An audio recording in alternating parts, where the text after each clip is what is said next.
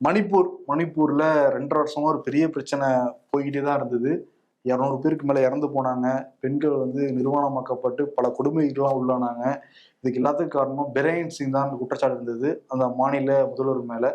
ஆனா பிரேன் சிங் வந்து அந்த பிரச்சனை ஆரம்பிக்கப்பட்டவே நான் வந்து ரிசைன் பண்றேன்னு சொன்னப்ப ஒரு பெண்லாம் போய் அந்த ரிசைன் லெட்டர் கிழிச்சு போடுவோனே, சரி மக்கள் நீங்களே இருக்கணும்னு ஆசைப்படுறீங்களா இருந்தார். அந்த காட்சியெல்லாம் நான் பார்த்தோம். மக்கள் இல்லை அவங்க எல்லாம்.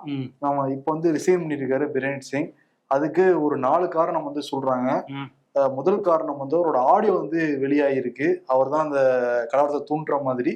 அந்த ஆடியோ வந்து ஆய்வு பண்ணணும்னு சொல்லிட்டு உச்சநீதிமன்றமும் உத்தரவுலாம் போட்டிருக்காங்க. ஆய்வு பண்ணிக்கிட்டு இருக்காங்க. உச்சநீதிமன்றத்தில் அந்த வழக்குமே இருக்கு. இன்னொரு பக்கம் இன்னைக்கு மணிப்பூர்ல சட்டமன்றம் வந்து கூட போகுது. அதுக்கு வந்து காங்கிரஸ் வந்து நம்பிக்கையில்லா தீர்மானம் கொண்டு வர போறதா சொல்லியிருந்தாங்க.